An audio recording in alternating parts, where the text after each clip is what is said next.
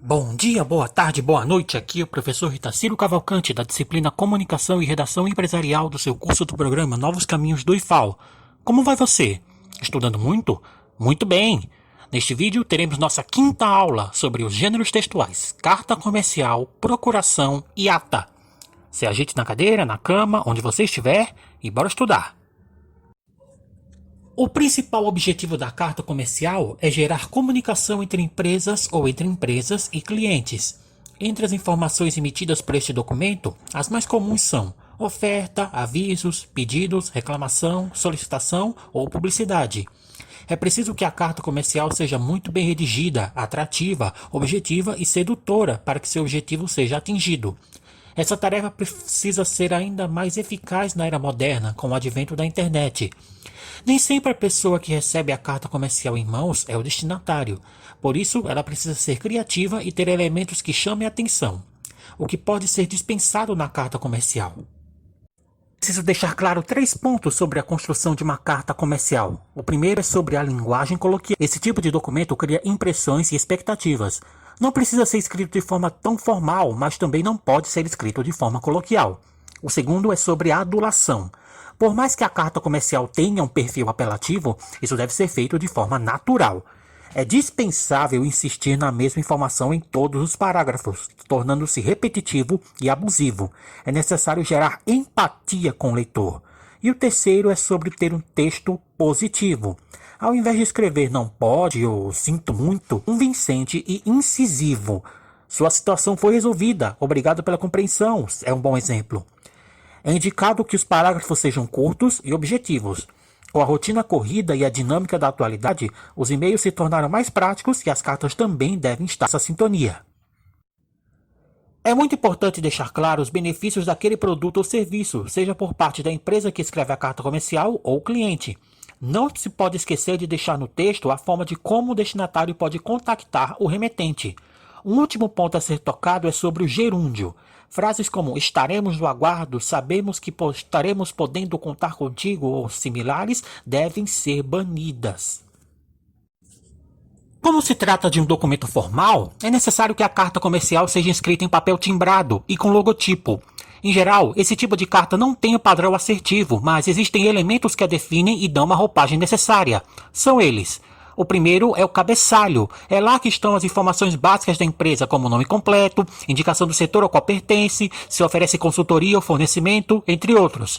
Além disso, é no cabeçalho que se localiza o endereço e contatos como telefone, fax, e-mail, Instagram, Facebook e site. Local e data. Essas informações devem estar logo abaixo do cabeçalho. A seguir temos dados do destinatário. São informações de quem vai receber a carta comercial. Deve conter nome do destinatário, título ou cargo e a sua moradia. O assunto é o resumo do que será escrito no corpo da carta comercial. Precisa ser breve e objetivo. Também saudação. Esse trecho deve ser escrito no lado esquerdo da página, sempre remetendo-se à pessoa de forma saudosa e estimada. A seguir, o corpo da carta. Neste campo deve estar escrito o conteúdo da proposta da carta comercial. É no corpo da carta que o remetente deve expressar suas ideias de forma interessante e sucinta. E por último temos a despedida. Assim como a saudação, a despedida precisa ser cordial, formal e respeitosa. Confira no vídeo sugestões de frases cordiais que podem ser utilizadas na abertura e fechamento de uma carta comercial.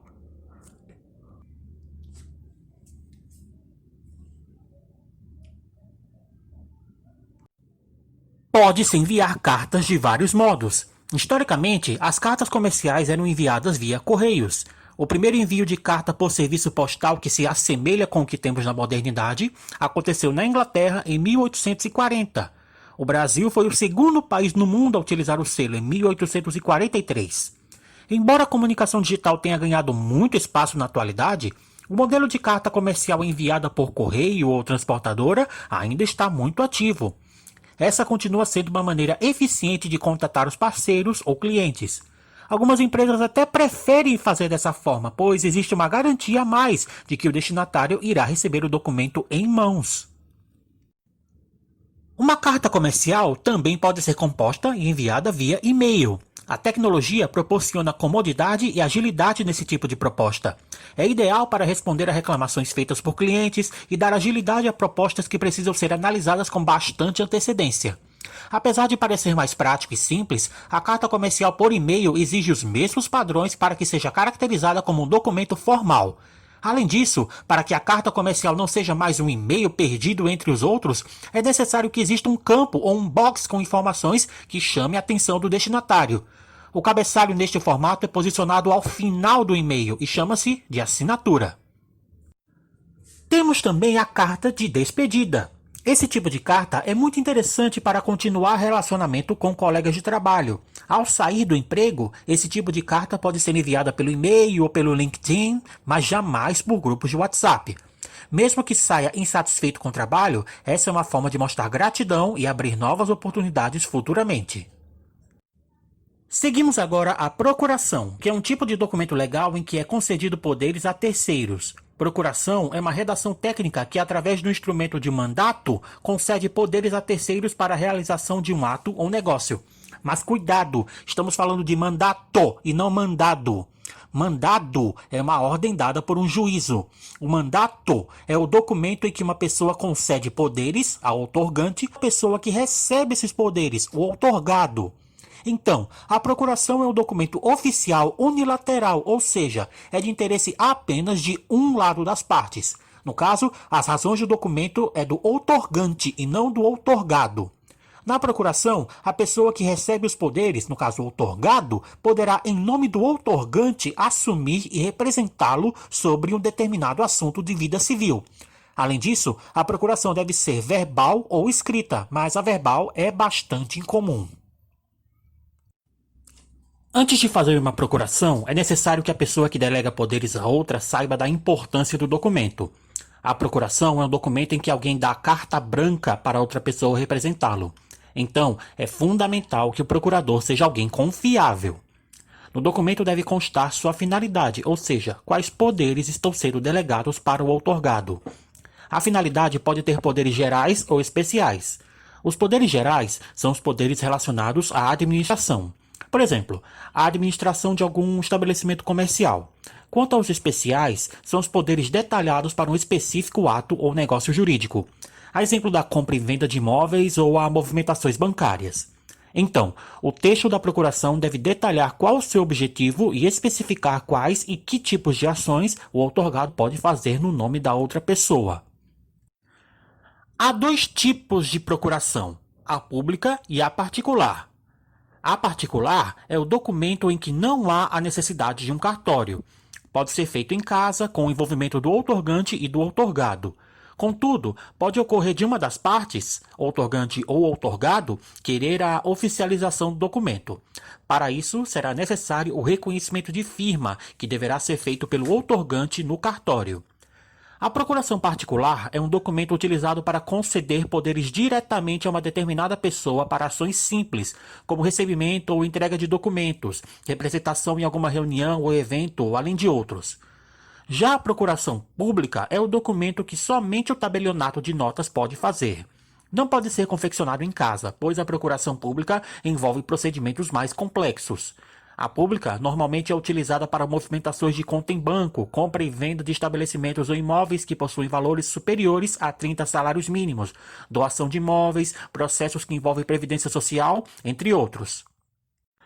O outorgado pode delegar seus poderes a uma outra pessoa? Então, isso é chamado de subestabelecimento. É quando a pessoa que recebeu os poderes pode transferir esses poderes para uma outra pessoa de sua confiança. Entenda. Uma jovem passa uma procuração para sua irmã pegar algum documento na empresa onde trabalha, mas, devido a algum motivo, sua irmã fica impossibilitada de fazer a entrega do documento. Então, ela pode delegar esse poder para outra pessoa que poderá entregar esse documento.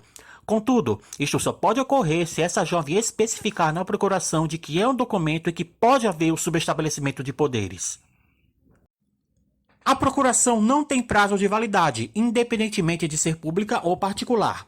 Só haverá prazo caso o outorgante queira estipular o tempo ou alguma lei que obrigue o outorgante a aplicar o prazo de validade. Então, pode ocorrer de uma procuração ter validade de 6 meses, 1 ano ou mais, mas deverá estar escrito no documento. Caso contrário, terá prazo de validade indeterminado. Se acontecer do outorgante desistir ou não precisar mais delegar os seus poderes, ele pode pedir o cancelamento da procuração.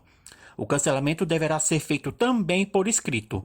O mesmo vale para quem recebe os poderes se acontecer do outorgante vir a óbito, a procuração perderá sua validade. Ou seja, mesmo que tenha um prazo de validade indeterminado, o documento perde o valor.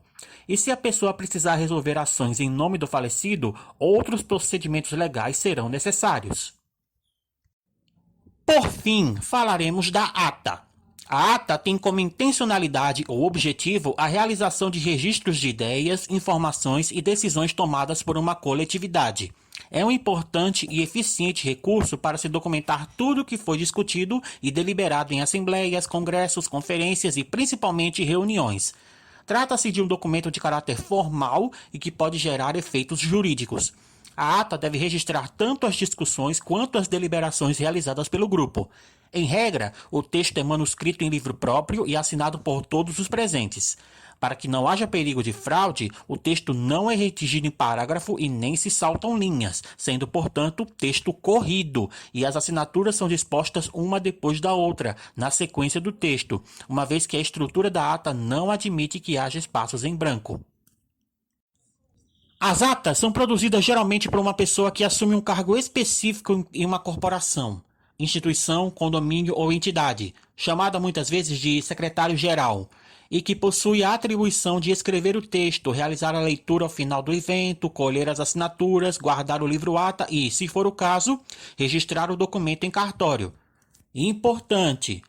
Como as atas não podem sofrer qualquer tipo de modificação posteriormente à sua redação, é fundamental que todas as possíveis correções sejam realizadas no ato da escrita, não se admitindo, portanto, rasuras ou uso de corretivos.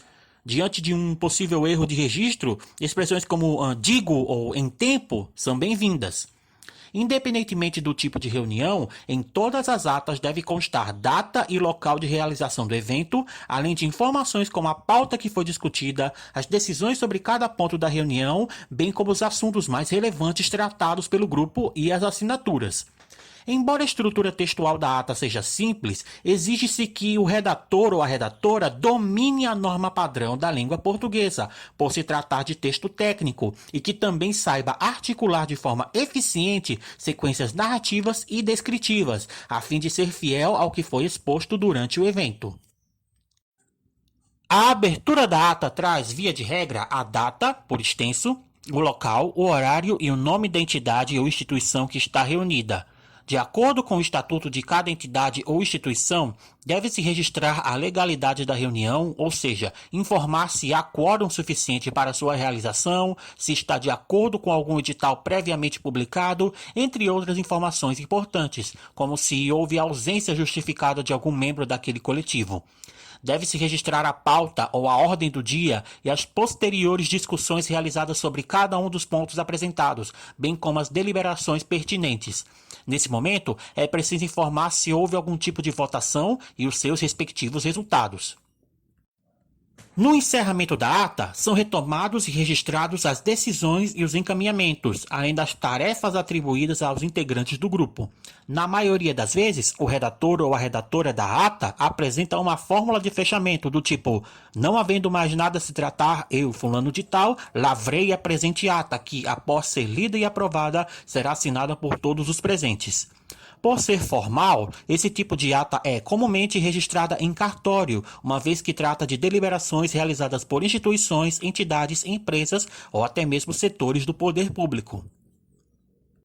A ata simples ou a ata de reunião informal usualmente traz os elementos presentes da ata formal, mas de maneira mais concisa e sem a necessidade do registro em cartório. Assim, repete a estrutura de local, data, horário, nome das pessoas presentes ou da entidade que realizou a reunião, a pauta e as decisões que foram tomadas, as atribuições de tarefas, os registros de acordos realizados, a fórmula de fechamento e as assinaturas dos presentes. Nessa modalidade, é comum colher assinaturas em data diferente da realização do evento.